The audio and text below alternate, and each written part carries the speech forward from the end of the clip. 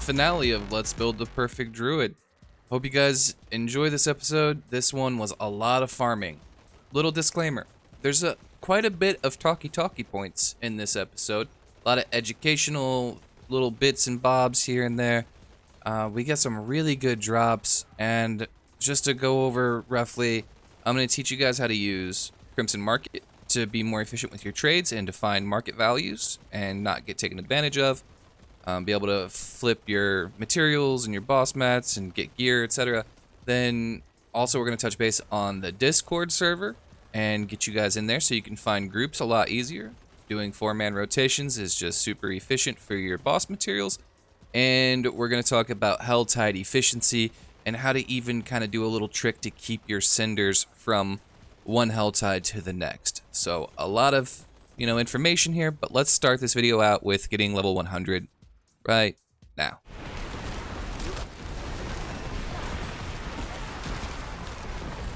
Got 1,015 cinders, but I've already gotten all the living steel chests and the chests that I want from this Helltide. So in order to not lose these cinders and to be able to transfer them over to the next Helltide, there is a little bit of a trick. So find a safe place and just exit Diablo 4. Wait until the next Helltide starts. So in this case, it was 1:04 p.m. and go on a different character. Very important. Different character. You can't log in on the same character. So 1:06 p.m. I'm on a different character. I find the new Helltide. Let's go.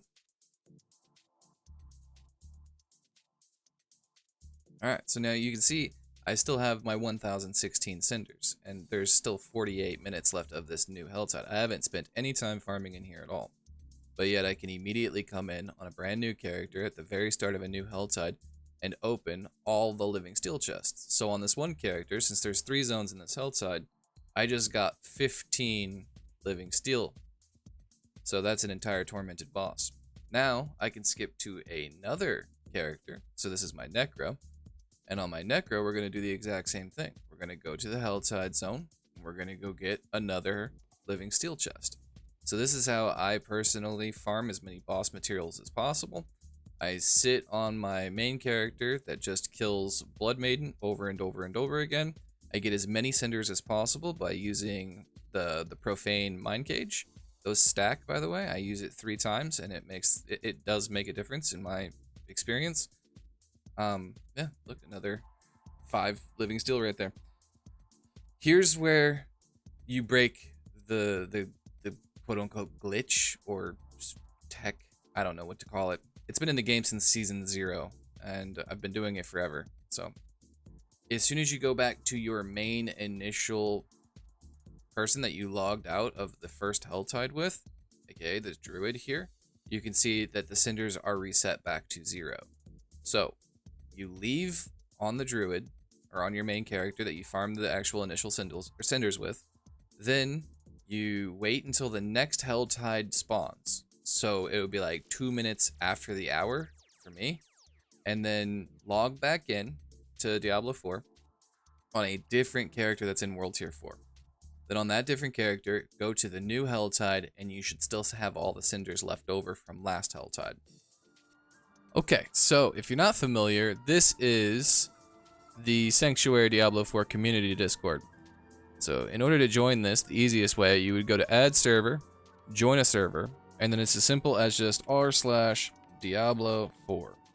You'll join server, it'll ask you some questions, you answer them, and then it gives an idea of what you're here for and what you're interested in. I'm softcore seasonal, and I'm looking for Tormented boss kills. So let's say I want to fight Beast in the Ice because he drops the Storm Companion or the Unsung Aesthetics Wraps, whatever piece of gear that I need. So then I find people who are also running that. I reach out to them. I add this person's battle tag and talk to him in game. He's looking for 2 more. He wants to run 5. I have 5 sets of Distilled Fear to run them. I've got 5 Stygian Stones. Boom, reach out. We get in there. That's this whole next part of the episode. It's just me doing exactly that. We start off strong with our first mythic unique. Spear of Lycander. Second drop, we get a nice ring. We actually end up using this. This is the best one that we find. It's got both the greater affixes that we want and a good high unique aspect. So earth attack speed and plus the landslide. We get our boots. Again, we hit the greater affix that we actually want, which is the shape-shifting attack speed. We get our helmet. Unfortunately, I wasn't able to get a better one than this, but I ran out of boss mats, so this was the best one we got. It's good enough. Alright, there's our second mythic unique. We're halfway there to our starless. Little troll as Ethereal's might. There is our third mythic unique. We're almost there.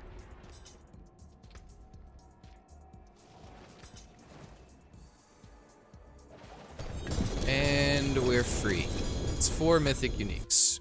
We can go make our ring of starless skies now.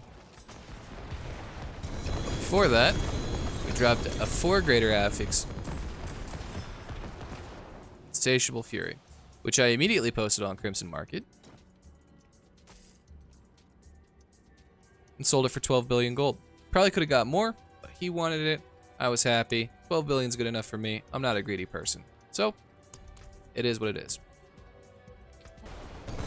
Which within an hour of dropping the Insatiable Fury, I drop those gloves. And they're unsung aesthetics. The whole reason that we're killing Beast in the Ice to begin with. We got 4 mythic uniques, which is perfect. Go ahead and break those down, get our sparks.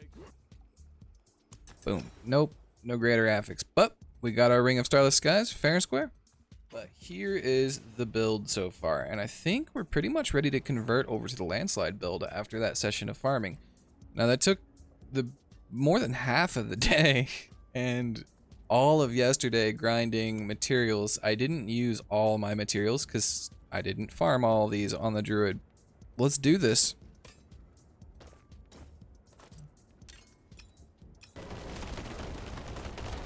Okay, so we're on Stormslide now. Feels good. We're doing tier 7s. We were struggling on tier 5s with the cataclysm build. It's probably just a skill issue on my end, but it felt pretty bad. But here we are just doing tier 7s with 0 masterworking. So it's only up from this point, and now we can start farming Stygian stones and Neath iron. But before that, we go back, we finish up our glyphs, and we get them all to tier or level 21.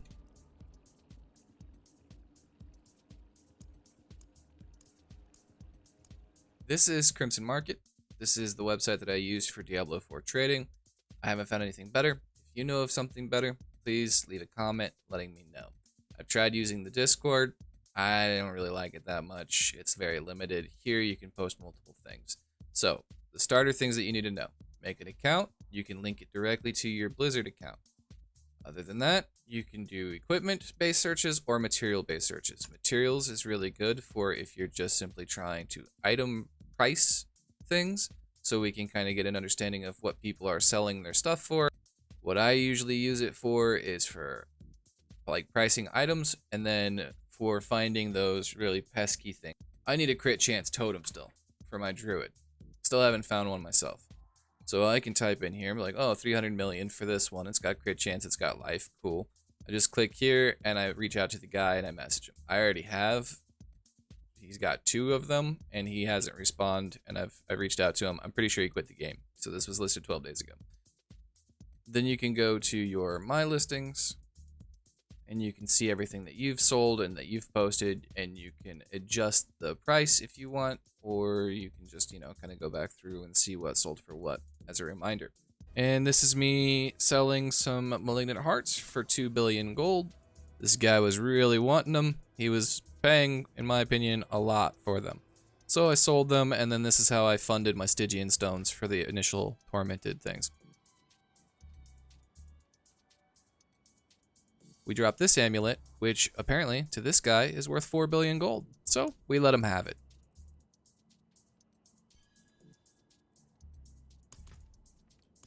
We kill a little bit of a Grigori here, and we get rewarded with a mythic unique.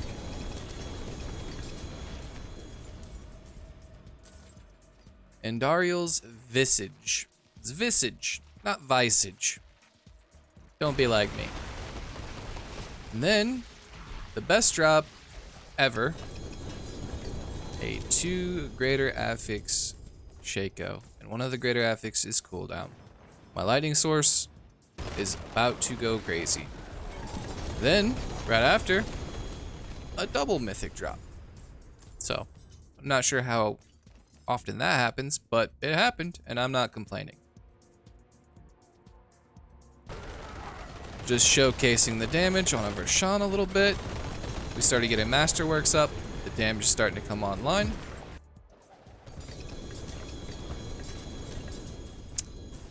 Then I thought this amulet is pretty interesting, so I wanted to show it off. And the Fist of Fates aren't like somebody might like those, but this amulet we end up using.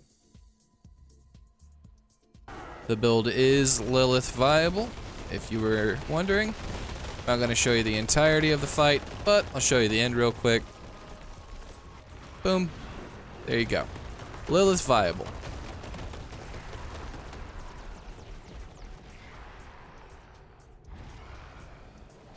That bitch is dead. Last but not least, we have a Pit Tier 100 boss. Now the damage doesn't look super impressive until after we stagger him. Then it gets kind of crazy. Alright. Build feels good. Let's show off the gear, wrap things up. Vastilis Prayer for the helmet. Ideally we would want defensive posture greater affix, and we would want a triple crit into that. But we got a good unique aspect here, and you know, it's not that important to me personally. It does what I needed to do. Materials Might, amazing item. Again, ideally we would want a triple crit into damage reduction, or 2 into damage reduction, 1 into maximum resist to all. Unsung Ascetics. This is ridiculous. We got a 4 GA. I hate the fact that we got a 15% roll on the actual unique aspect, but I don't really care. We want a triple crit into Lightning Storm. I get 24% critical strike chance, which puts me at 100% crit chance. So I just left it alone. With the pants, we want symbiotic aspect. Just willpower, life, armor. We need 1 armor roll so we can be armor capped. And pretty generic legs, but they're great. That's what the build needs. Wildheart Hunger boots. We did it end up critting into shapeshifting attack speed 3 times, so that's pretty awesome. That's the most important stat. That's pretty much the whole reason that we use these boots. And we got a decent little unique aspect there. The dagger is pretty much perfect. It rolled both tempers, perfect rolls, and unfortunately I triple crit in a chance for landslide projectiles to cast twice, and it looks too cute for me to reroll. Ideally those would be all into willpower. This is where I deviate from the build guide that I have posted in the description. I wanted more lucky hit chance and life on hit, and I didn't need greater affix on critical strike chance because I already have 100% critical strike chance. So we rolled 2 into chance for landslide projectiles to cast twice, which gives me 100% chance for them to cast twice. With this ring, this totem, and this weapon, we're at 100%. Really good Earthbreaker ring. We got the 2 GAs that were the most important for us, which is the Earth attack speed and plus skills to landslide. Ideally, that 3rd masterwork would have hit either landslide or attack speed, so I'll probably re-roll this. It's worth investing further into. And then the actual unique aspect itself is quite important, so we got a decently high roll. Ring of Starless Skies, either core skills or attack speed. Those are pretty interchangeable stats, so if you triple crit into attack speed, cool. Triple crit into core skills, cool. They're about the same, so it doesn't really matter that much on this item. The amulet, I could not get a greater affix Envenom or a greater affix Quick Shift, which is what the build guide calls for. So I just got this really nice attack speed, critical strike chance. I have pretty much 100% attack speed and 100% critical strike chance, and plus 5 Envenom is good enough for me. Build review / guide is coming soon. I go into the inner workings, how the build works mechanically and how it scales its damage and all that stuff. So hopefully we're looking forward to that. But as far as this season goes, and this build in particular, it's pretty much done. I'm going to go ahead and end the series here and deem this the perfect Druid. I know it's not perfect, and there's going to be some people out there that are mad at me because I didn't absolutely go crazy with the masterworking. But realistically, this is about as obtainable of a build as the average player could ever hope to achieve. And I don't know a lot of people who are going to play for 50 hours on a single character and farm super efficiently with all the the best mechanical help and third party websites and Discord and all this stuff. This is realistically the perfect druid. All right, guys. Again, I can't thank you enough for the support that you've shown. It still doesn't even feel real to me. I don't know what to say. It's crazy. So I hope that I can continue to make content that you guys deem worthy of your time. And if you have any questions or if you have any recommendations or whatever, like that comment section is there for a reason. I would absolutely love to engage more with you guys and hear what you like and dislike and just touch base. And I really love receiving feedback. It's my favorite part of all of this whole YouTube thing. So please leave a comment, not just to support me and make the algorithm think that I'm awesome, but because I genuinely just want to hear from you. I would love to get to know you guys and start building a community. I'm here to stay. I'm here for the long run. I'm addicted to this. I'm not going anywhere. I'll see you guys in the next one. Thank you. Goodbye.